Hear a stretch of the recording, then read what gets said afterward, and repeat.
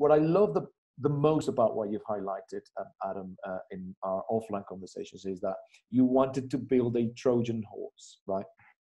Tell us a little bit more about it, because I think this kind of highlights the key, the good that has to come about this. And so the Trojan horse, investing in the long term, the rebooks, and how does that all fit together in that context?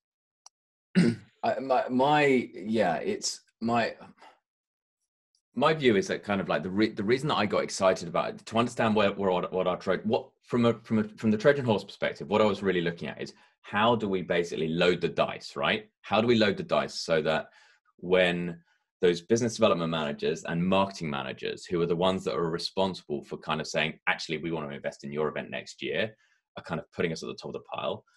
You know, that was what I was looking for in that Trojan horse. But the key element really is kind of like, why did we think that the event was going to do that, and why? Crucially, it was more a sense of like, what would happen if we didn't do this? That was my kind of underlying fear. It was like, if we didn't build a studio and we did just broadcast live from our bedrooms, as it were, you know, we were just going to look like everyone else. And I mean that with the greatest respect, because there are some awesome, incredible events that are doing just that. But in our space, in the renewable space, you know, we're fortunate to be in a growth market, right? And that, you know, there's a lot of competition coming in there from what I would describe as traditional conference and events organizers, who can produce an event, as I say, far more effectively than we can, you know, in many respects. But I think what we had an edge on creativity. We had an edge on being able to do something different. And my sense was that if we didn't do this, we would just become another line item in a budget, as it were. And you know, someone's asked on the Q&A, what's the structure of our business? I think that's kind of important to understand as well, because that plays into that Trojan horse. Mm-hmm. You know, we're a team of 25. The Tamarindo group has kind of like 3 core divisions, right? So it's got a membership and a media business. It's got kind of an events arm, but it's also got a consultancy, you know, and the consultancy is for us really where there's a very high value of kind of consultancy service that's playing into our space.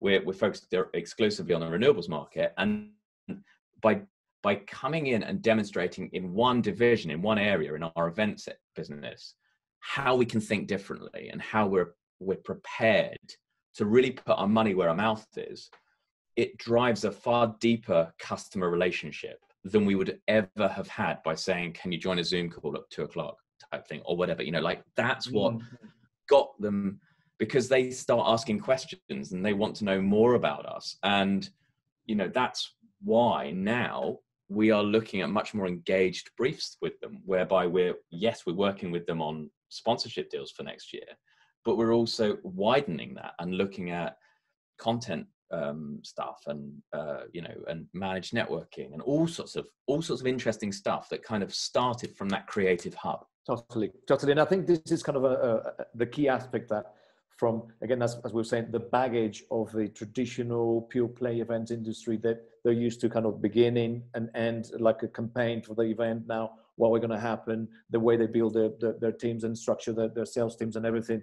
It is important also to highlight that, like, among the Tamarindo group, your team kind of sells across the whole spectrum. So all this has increased tremendously the value of the conversations that you're having with your sponsors. And I think that's kind of where the real benefit is, which to me highlights for entrepreneurs out there is just a little bit of a change in the mindset. It's hard, and don't get me wrong, the industry is facing the most difficult time of their lives. And what I really want to highlight with today with the audience is that for this to be an inspiring element, many are looking into subscription models, many are looking into the reports and insights and data aspects, and they're playing around with this. And I think that's kind of what the interesting story that we've got there. Ricardo, if I can add to that as well. Yes, please do. You know, if we listened to the tech supplier base, as it were, that what they were telling us that we needed 6 months ago, you know, we'd all be walking around with avatars, you know, around digital, you know, virtual booths and stuff. And with the greatest respect to that world, that doesn't excite me. That's not what got me into events. And I suspect that's not what got you into the events world either. And I suspect that's what didn't get sort of got, you know, our audience in. It's the ability for us to be able to walk around a room and tap someone on the shoulder and have that immediacy. And I think that, you know, it was a question of where you put effort, right? It's like, do you want to put effort into building a digital booth and doing all that sort of stuff, which has value, but you lose control of? Or can you put effort into something else?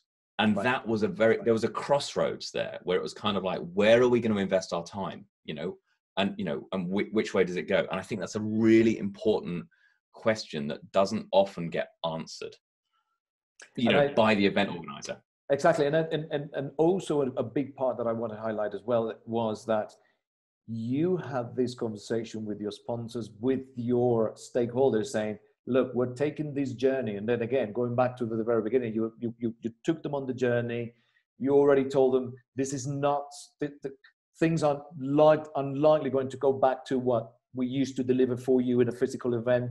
This is now the road that we're taking. You're coming with us, yes or no? And if you're coming with us, let's think about 2021, 2022, which I think is very clever because you're like locking in the conversation. You're extending the longevity of the conversation. And by default, I suspect is the longevity and the size of the potential opportunity, deals opportunity that might be one. You know, it's like eating a little bit more of that budget pie that they might have internally. And I also want to kind of bring into the picture here is that when you were involving the sponsors so that they could invest in better quality presentation or quality of it, then that got escalated to be at the sitting table or have that attention of the CEO of that potential partner. Now then you're going to be, you know, and again, that longevity, that long conversation is great. And I think that you've hit a score there.